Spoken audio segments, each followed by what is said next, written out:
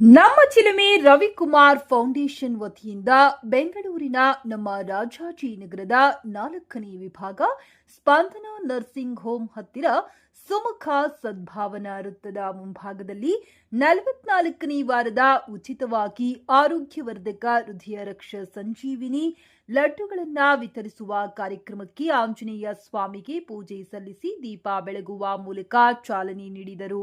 ಸ್ಥಳೀಯ ಸಾರ್ವಜನಿಕರಿಗೆ ಆರೋಗ್ಯವರ್ಧಕ ಹೃದಯ ರಕ್ಷ ಸಂಜೀವಿನಿ ಲಡ್ಡುಗಳನ್ನು ವಿತರಿಸಲಾಯಿತು.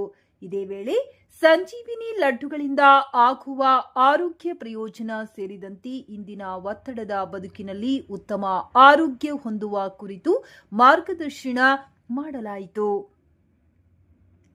ಈ ಸಂದರ್ಭದಲ್ಲಿ ಚಿಲುಮೆ ರವಿಕುಮಾರ್ ಫೌಂಡೇಶನ್ ಪದಾಧಿಕಾರಿಗಳು ಹಾಗೂ ಸುತ್ತಮುತ್ತಲಿನ ಪ್ರದೇಶಗಳ ನಾಗರಿಕರು ಉಪಸ್ಥಿತರಿದ್ದರು.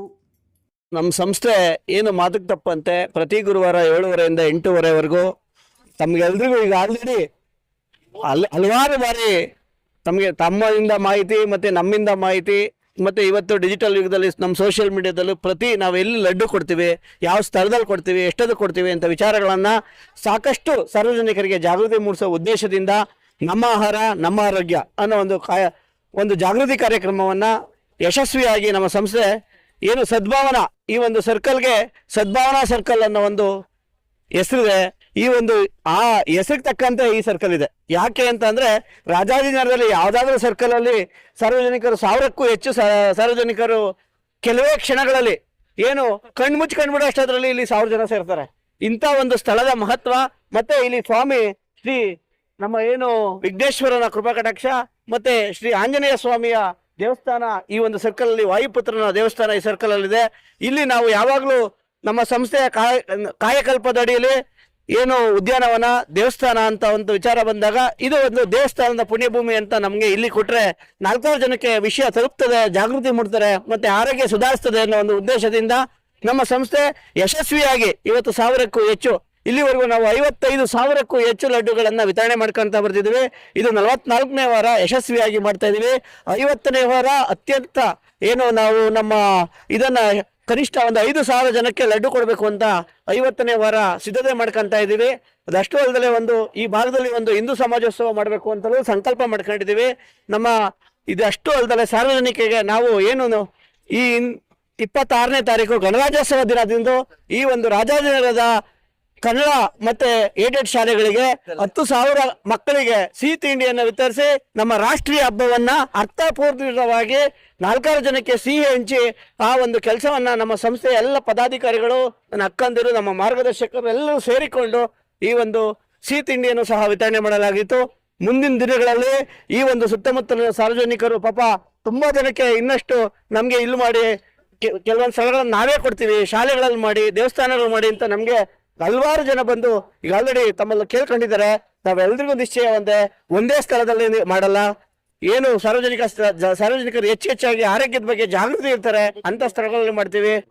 ಅಷ್ಟು ಅಲ್ಲದೆ ನಾವು ಮುಂದಿನ ದಿನಗಳಲ್ಲಿ ಏನು ಜನಸೇವಾ ಕಾರ್ಯಕ್ರಮಗಳಾದಂಥ ಸರ್ಕಾರಿ ಯೋಜನೆಗಳನ್ನ ಪ್ರತಿ ಮನೆಗೆ ತಲುಪಿಸೋ ಅಂತ ಒಂದು ಕಾರ್ಯಕ್ರಮವನ್ನ ಈ ಒಂದು ಭಾಗದಲ್ಲಿ ಮಾಡಿ ನಾವು ಜನರಿಗೆ ಒಳ್ಳೆಯ ಜನರುಗಳಿಗೆ ಒಳ್ಳೆ ಅಂತ ಸರ್ವಿಸ್ಗಳನ್ನ ಕೊಡಬೇಕು ಅನ್ನೋ ಒಂದು ತತ್ವದಡಿಯಲ್ಲಿ ನಾವು ಇದ್ದೀವಿ.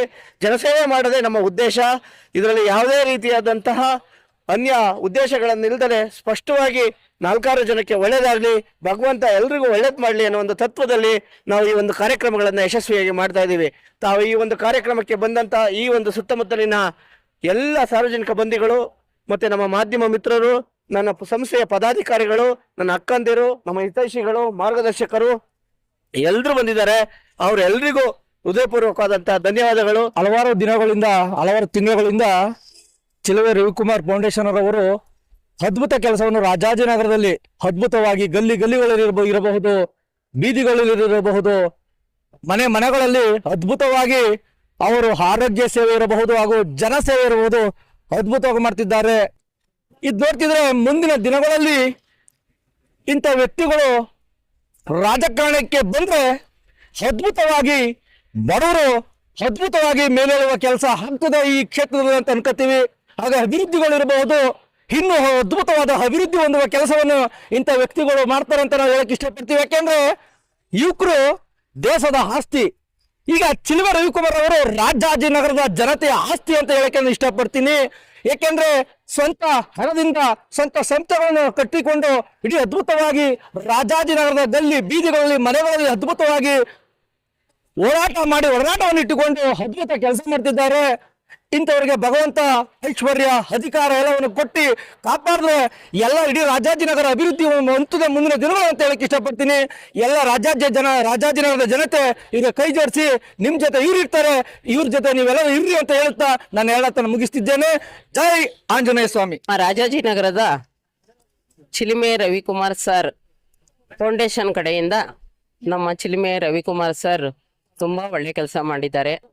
ಅವರು ರಾಜಾಜಿನಗರ ಒಳ್ಳೇದು ಮಾಡಬೇಕು ಅಂತ ಅಲ್ಲಿ ರೋಡು ಮತ್ತೆ ಪ್ರತಿಯೊಂದು ಬಡವರೆಲ್ಲನೂ ಸ್ವಲ್ಪ ಉದ್ಧಾರ ಮಾಡಬೇಕು, ಎಲ್ಲ ಹಿಂದುಳಿದ ಜನ ಜಾಸ್ತಿ ಇದ್ದಾರೆ ಅಂತ ಹೇಳಿ ಗುರುತಿಸಿ ಇಲ್ಲಿ ಬಂದು ಒಳ್ಳೆ ಕೆಲಸ ಮಾಡೋಕ್ಕೆ ಬಂದಿದ್ದಾರೆ.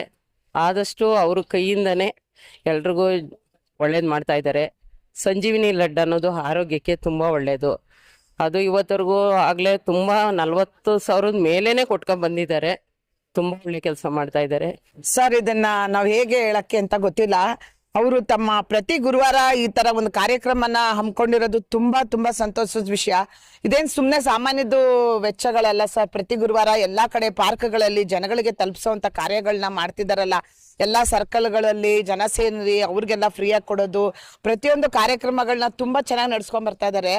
ಇದನ್ನ ನಾವು ಪದಗಳೆಲ್ಲ ಹೇಳಕ್ ಆಗಲ್ಲ ಸರ್. ಅದು ತಮ್ಮ ನಿಸ್ವಾರ್ಥ ಸೇವೆನ ದೇವರು ಅವ್ರಿಗೆ ಹೆಂಗೆ ಕೊಟ್ಟಿದಾರೋ ಗೊತ್ತಿಲ್ಲ. ಭಗವಂತ ಅವ್ರಿಗೆ ತುಂಬಾ ಒಳ್ಳೇದ್ ಮಾಡ್ಲಿ. ತುಂಬಾ ಚೆನ್ನಾಗಿ ನಡ್ಸ್ಕೊಡ್ತಿದ್ದಾರೆ ಈ ಕಾರ್ಯಕ್ರಮನ. 44ನೇ ವಾರ ನಡ್ಸ್ಕೊಡೋದಂದ್ರೆ ಸುಮ್ನೆ ಅಲ್ಲ. ಒಂದೊಂದು ವಾರಕ್ಕೂನು ಅಷ್ಟೊಂದು 1,000, 1,500, 2,000, 500 ಹಂಗೆಲ್ಲ ಆಗುತ್ತೆ. ತುಂಬಾ ಚೆನ್ನಾಗಿ ನಡ್ಸ್ಕೊಡ್ತಿದ್ದಾರೆ ಸರ್ ಇದನ್ನ.